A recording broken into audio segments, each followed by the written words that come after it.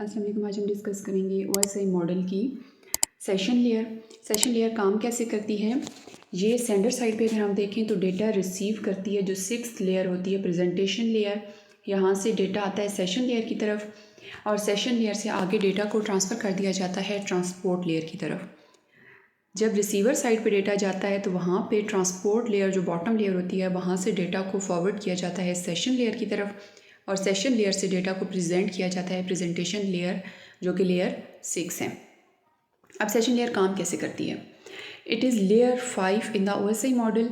The session layer is use to establish, maintain and terminate network connection. A session is an exchange of message between computers. It synchronizes users' tasks. Synchronization involves use of checkpoints in data stream. If a failure occurs, data only from last checkpoint is retransmitted. अब इसमें क्या होता है, सबसे पहले तो क्या है कि OSI मॉडल की 5th नंबर पे जो लेयर आती है वो कौन सी है, सेशन लेयर। इससे पहले क्या होता है, physical layer, data link layer, network layer, transport layer and then हमारे पास आ जाती है सेशन लेयर।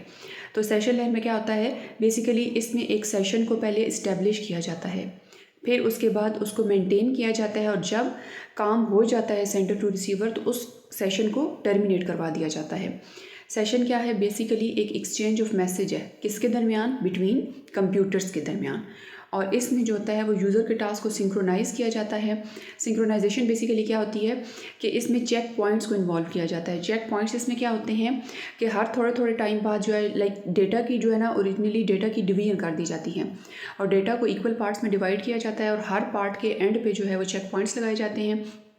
अब अगर हमारे पास डेटा में कोई फेलियर आ जाता है तो लास्ट चेक पॉइंट तक जो डेटा है वो उसको ओके कर दिया जाता है और उस चेक पॉइंट के बाद जहाँ पे फेलियर आता है वहाँ से डेटा को रिट्रांसमिट किया जाता है। अगर हम इसको डायग्राम के थ्रू देखें तो सेशन लेयर में बेसिकली क्या होता है, सर्वर होता है।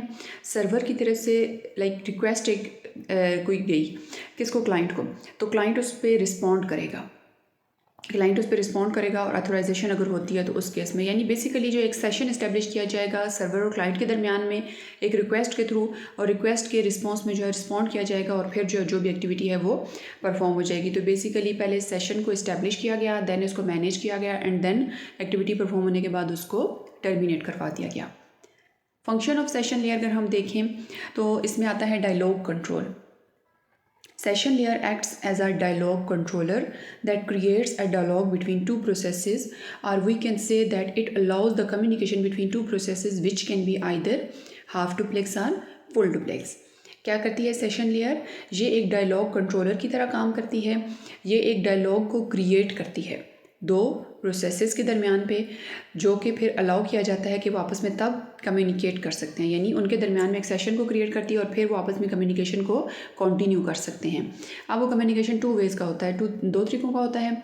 कौन से, half duplex and full duplex. Half duplex में बेसिकली क्या होता है कि डेटा दोनों डायरेक्शन में मूव कर सकता है but not at the same time, और फुल डुप्लेक्स में क्या होता है, डेटा दोनों डायरेक्शन में मूव कर सकता है at the same time. Second इसका जो कैरेक्टरिस्टिक है वो क्या है, synchronisation. Session layer adds some check points when transmitting the data in a sequence. If some error occur in the middle of the transmission of data, then the transmission will take place again from the checkpoint. This process is known as synchronization and recovery. होगा क्या कि हमारे पास जो data होगा उसको equal parts में जब divide किया जाएगा तो उसमें चेक पॉइंट्स जो हैं वो उसके लगा दिए जाएंगे, हर पार्ट के एंड पे चेक पॉइंट होगा। अब जब डेटा जहाँ तक जो है वो लाइक 3 चेक पॉइंट्स तक मेरा डेटा ठीक गया तो उसको जो है वो ओके कर दिया जाएगा, और अगर 4th चेक पॉइंट तक जो डेटा भेजना है उसके सेंटर में जाके कहीं पे ब्रेक आ जाता है, कोई चीज़ जो है वो लॉस्ट हो गई, कोई डैमेज हो गया, तो क्या होगा, सिर्फ उस वाले पोर्शन को दोबारा से रीट्रांसमिट किया जाएगा। इस प्रोसेस को क्या बोलते हैं, सिंक्रोनाइजेशन। और फिर इस चीज़ को जो है वो रिकवर किया जाता है। रिकवरी मीन कि उस वाले पोर्शन को दोबारा से रीट्रांसमिट किया जाता है। अगर हम इसकी एग्जांपल के थ्रू देखें तो suppose we want to send 1000 pages of data, check points are added after each 100 pages. If there is an error after page 320, the page from 301 is retransmitted.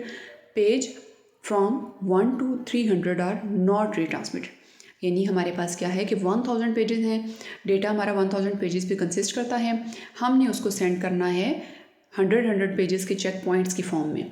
अब अगर हमारे पास 1 से लेकर 300 तक जो डेटा है वो बिल्कुल करेक्ट है, उसमें कोई एरर नहीं है, और हमारे पास जो पेज नंबर 320 है वहाँ पे जाके एरर आता है, तो अब जो रीट्रांसमिशन होगी वो किस पोर्शन की होगी?